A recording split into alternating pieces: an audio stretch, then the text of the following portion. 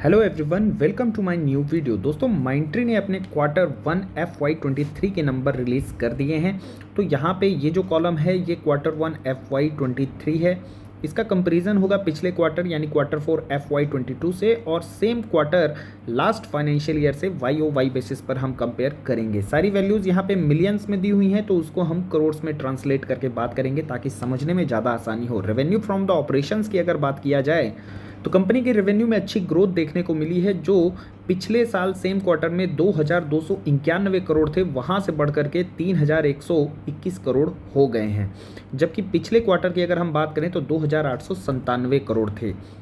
तो वहीं दूसरी ओर कंपनी के एक्सपेंस भी बढ़े हैं, चाहे वो एम्प्लॉय बेनिफिट एक्सपेंस हो या फिर कॉन्ट्रैक्टर चार्ज हो या फिर अदर एक्सपेंस। तो इन शॉर्ट अगर हम टोटल एक्सपेंस देखें तो 1898 करोड़ से बढ़ करके एक्सपेंस 2535 करोड़ हो चुके हैं, और वहीं पिछले क्वार्टर में ये एक्सपेंस 2360 करोड़ रुपए थे। तो यानी एक्सपेंस भी क्वार्टर ऑन क्वार्टर और ईयर ऑन ईयर इंक्रीज हुए हैं। और डेफिनेटली इसका इम्पैक्ट जो है नेट प्रॉफिट में हमें देखने को मिलेगा। आप देख सकते हैं नेट प्रॉफिट जो पिछले साल सेम क्वार्टर में 343 करोड़ रुपए थे, वहां से बढ़कर के इनके नेट प्रॉफिट हो गए हैं 471 करोड़ रुपए, जबकि पिछले क्वार्टर में इनके 473 करोड़ रुपए के नेट प्रॉफिट थे। तो ऑल एंड ऑल जिस तरीके से आईटी इंडस्ट्रीज का ट्रेंड हमें रिजल्ट में देखने को मिल रहा है, चाहे टीसीएस की बात करें या एचसीएल की बात करें, सेम सिनारियो हमें माइंट्री में भी देखने को मिला है। YOY बेसिस पर नेट प्रॉफिट में रेवेन्यू में ग्रोथ अच्छी देखने को मिली है, but quarter on quarter number हमें फ्लैट से या फिर हल्का सा स्लाइड डाउन देखने को मिले हैं।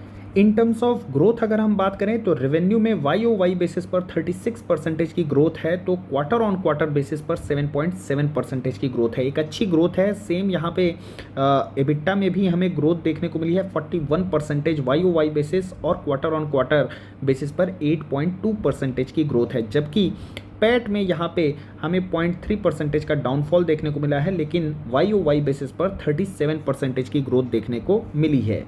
कंपनी के फ्री कैश फ्लो की बात करें तो एक हेल्दी कैश फ्लो जनरेट करने में कंपनी कामयाब रही है। तो वहीं अगर हम मार्जिन्स की बात करें तो एबिटा मार्जिन हमें यहाँ पर क्वार्टर ऑन क्वार्टर इंप्रूव होते हुए देखने को मिले हैं, एबिट मार्जिन इंप्रूव होते हुए देखने को मिले हैं, लेकिन पैट मार्जिन की बात करें तो थोड़ा सा डिसअपॉइंटमेंट हुआ है।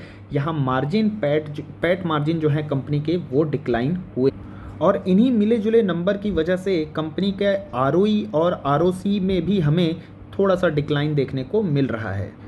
लेकिन इस रिजल्ट में कुछ अच्छी बातें भी हैं, पॉजिटिविटी है। आप देख सकते हैं एबिटा में एक अच्छी ग्रोथ हमें देखने को मिली है, एबिट में भी ग्रोथ देखने को मिली है। तो वहीं अगर हम ऑर्डर बुक की बात करें जो कि $570 मिलियन है, ये अब तक का हाईएस्ट एवर इनका जो है तो टोटल कॉन्ट्रैक्ट वैल्यू इस क्वार्टर में देखने को मिला है। और YOY बेसिस पर अगर आप देखेंगे तो इसमें हमें 13% की ग्रोथ देखने को मिली है।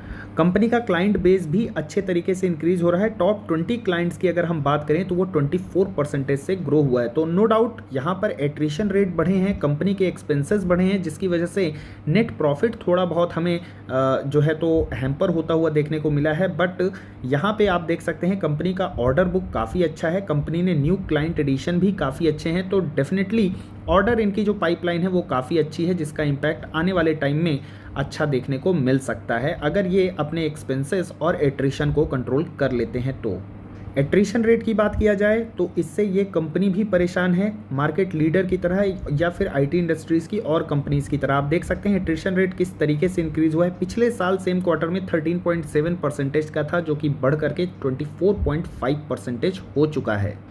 अब आइए एक बार देख लेते हैं कि मार्केट का क्या एक्सपेक्टेशन था इनके रिजल्ट को लेकर के। तो आप देख पा रहे हैं जैसे यहाँ पे 80 नाउ का ये पोल था, इनकी एक्सपेक्टेशन थी कि लगभग 480 करोड़ के आसपास नेट प्रॉफिट जाएगा, और प्रॉफिट था लगभग 471 करोड़, यानी इन द लाइन मार्केट के एक्सपेक्टेशन के हिसाब से नंबर रहे हैं। रेवेन्यू भी आप देख सकते हैं लगभग 3121 करोड़ रुपए, और यहाँ पे एक्सपेक्टेशन थी ऑलमोस्ट 3100 करोड़ के आसपास।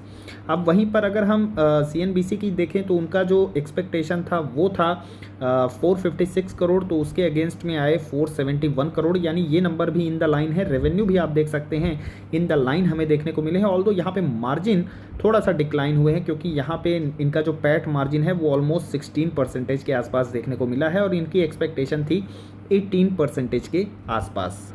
तो ऑल एंड ऑल यहाँ पे इनके सिर्फ मार्जिन थोड़ा सा एक्सपेक्टेशन के हिसाब से डाउन हुए हैं, अदरवाइज जो मार्केट का एक्सपेक्टेशन था नंबर वैसे ही हमें देखने को मिले हैं। एक बार पीयर टू पीयर कंपैरिजन कर लेते हैं, ऑल्दो ये जस्टिफाइड नहीं है क्योंकि टीसीएस एक लार्ज कैप कंपनी है, एचसीएल टेक भी लार्ज कैप की ही कैटेगरी में आती है और माइंट्री एक मिड कैप सेक्टर से बिलोंग करता है। बट स्टिल हमारे पास 3 रिजल्ट हैं, तीनों को एक बार हम देख लेते हैं। रेवेन्यू में आप देख सकते हैं YOY बेसिस पर एचसीएल टेक में 17% की ग्रोथ रही है, तो वहीं टीसीएस में भी 16% की ग्रोथ हमें देखने को मिली है, जबकि यहाँ पर हमें YOY बेसिस में 36% की इनकी रेवेन्यू में ग्रोथ देखने को मिली है। एबिटा कंपनी के आप देखेंगे माइंट्री के 41% से ग्रो किए हैं, तो यहाँ पे YOY बेसिस में डिक्लाइन देखने को मिला है और यहाँ पे 6% का ग्रोथ देखने को मिला है। पैट की अगर हम बात करें तो माइंट्री YOY बेसिस पर 37% से ग्रोथ दिखाई है।